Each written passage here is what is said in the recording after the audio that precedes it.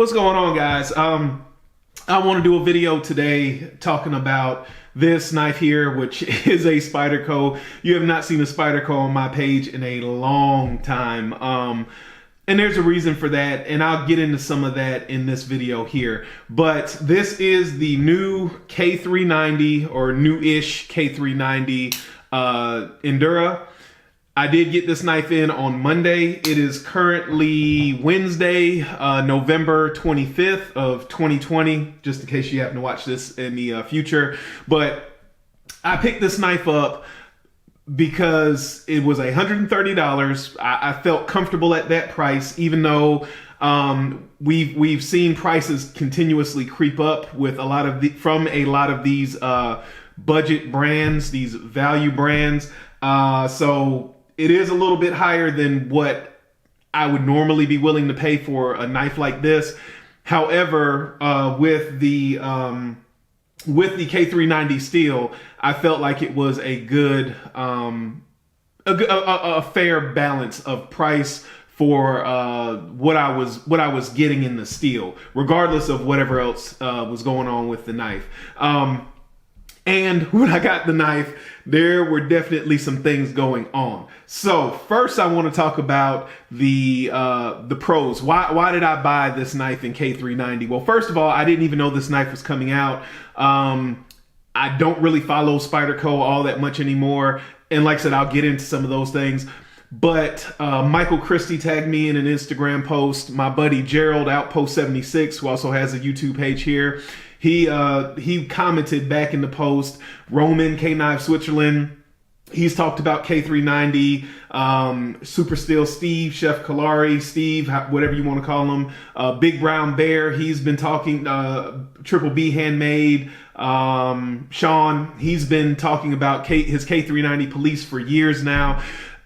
Pretty much anybody that I respect their opinion and at least look a little bit deeper when they mention something, they were commenting about this knife, or they were tagging me in posts about this knife. So it was $130. I figured that was a good bargain-ish price to get in for a steel that the guys that, like I said, I at least value their opinion enough to check into what they're saying.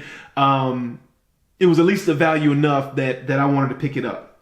So I picked it up knowing that this is, you know, a Seki City model, which Seki City has a good reputation, not only for just their overall, now recently they've stepped it up. I know there were a few rough spots there for years, like things like the Spyder hole, Spidey hole, whatever you want to call this, being a little rough around the edges, things like that.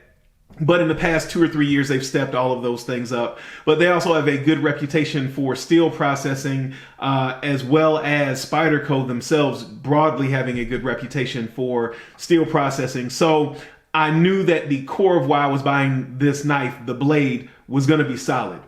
The first thing I noticed when I took this out of the box was the centering. It's not even close to centered. Now, it's not a deal breaker. Like I said, it's a $130 knife. I do feel like we need a space where guys that are looking for more budget-oriented knives, more value-oriented knives, and let me get into that a little bit. Cost is what you spend on the knife.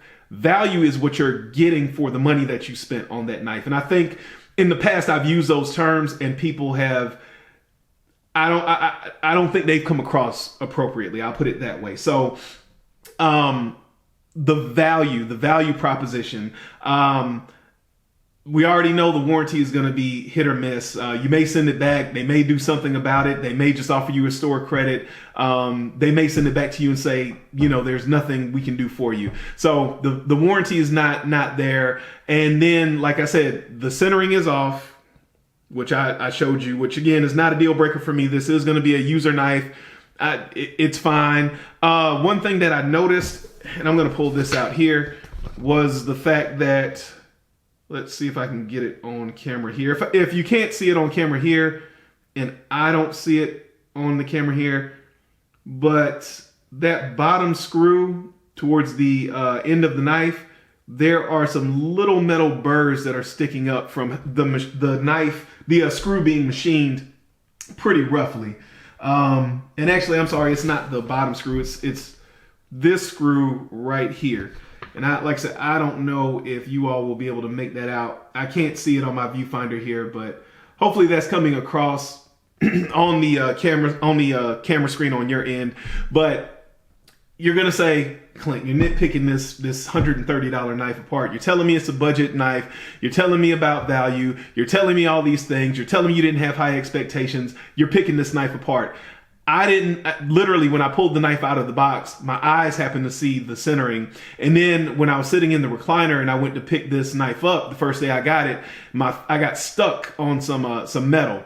And it was when I went to go pick it up, I literally went to grab it like this and pick it up just like you would. Think about it. If this is in your pocket, you're going to grab this like this and pull it up. So I felt that by honestly using the knife, by honestly holding the knife and handling the knife in a way you would typically handle any knife. It wasn't something I was looking over the knife with a microscope. However, as I was looking at the knife, another thing that I noticed was the spine of the blade. And this stuff always comes across better once I post the video than I can see it on the viewfinder. But you can see, especially right there, you can see how rough this finish is. I mean, even with the pad of my thumb, you can feel how the water jet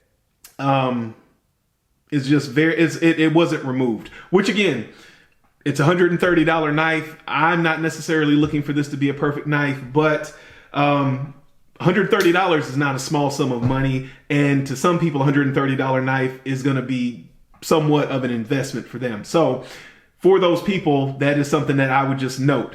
The other thing I noticed as I looked at that is right here, there's a weird transition. You can see kind of a rough finish just above the jimping, and then it's kind of uneven, and then you get into those rough water jet, those rough machining marks at the top.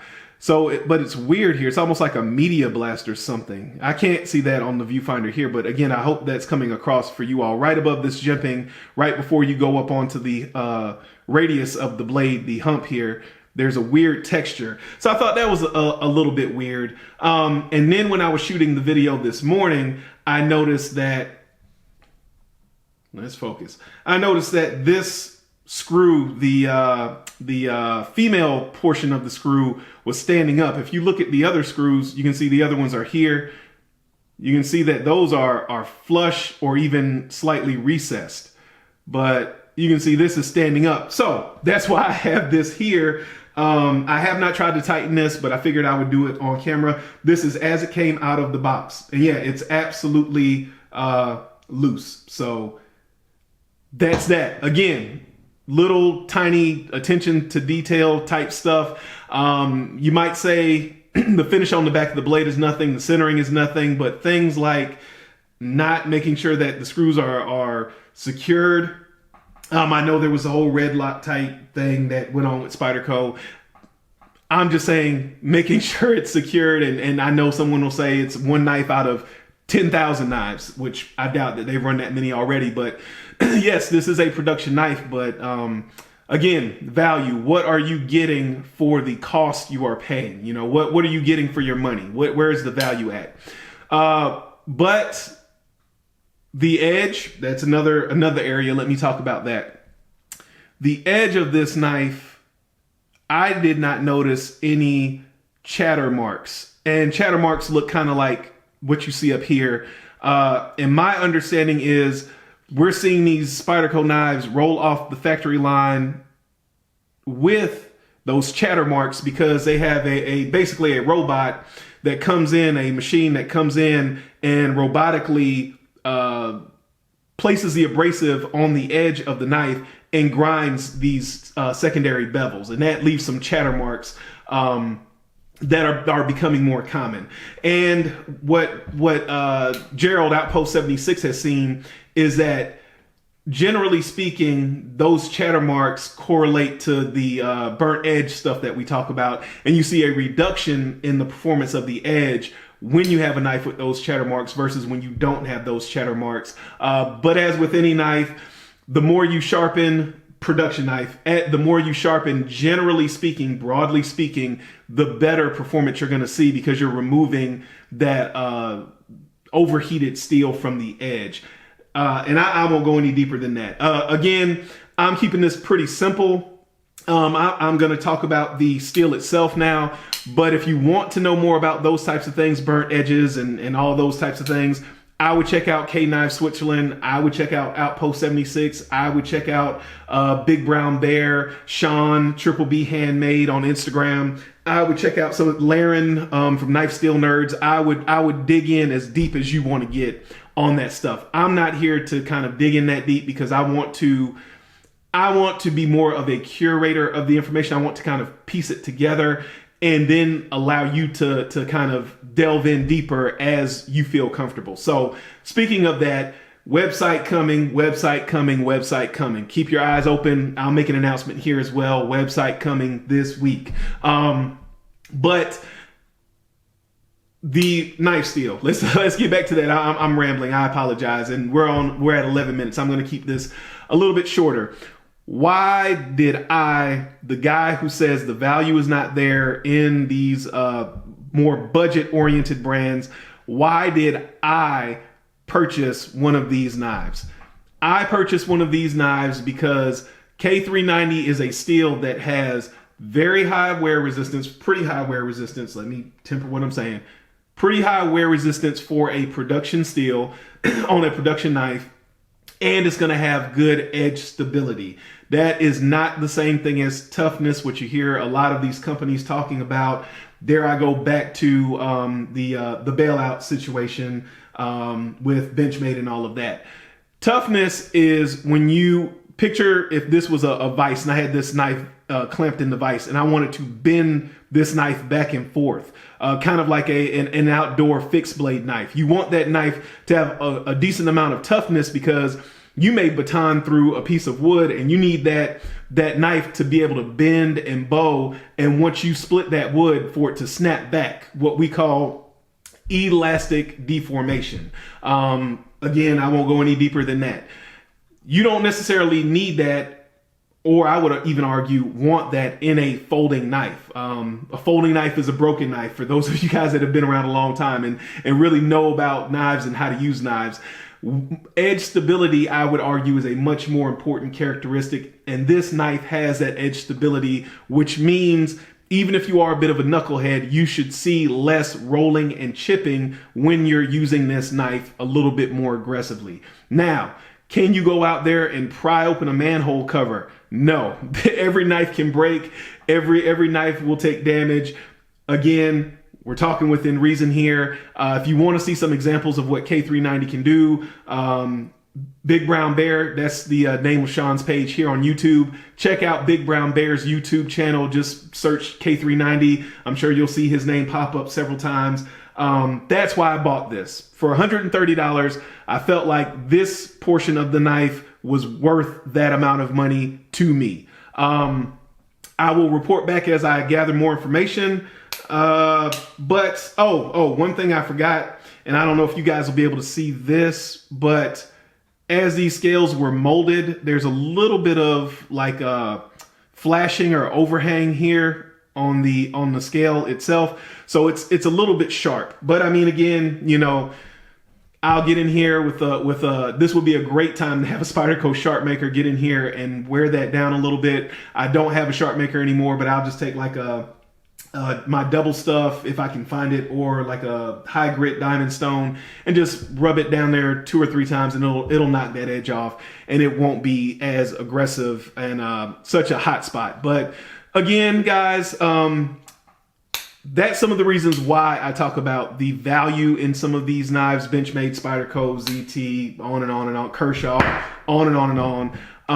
And why I don't think the value is necessarily there. I've shown you now with this example. I bought this from Grand Prairie Knives, GP Knives. I'm not sponsored by anybody. I spent my own money on all this stuff, but I do really like GP Knives. I like DLT trading a little bit better, but GP Knives is right up there. If you're looking for some gear, I definitely suggest checking them out. But this was just ordered from them directly off the shelf. No special treatment, no anything like that.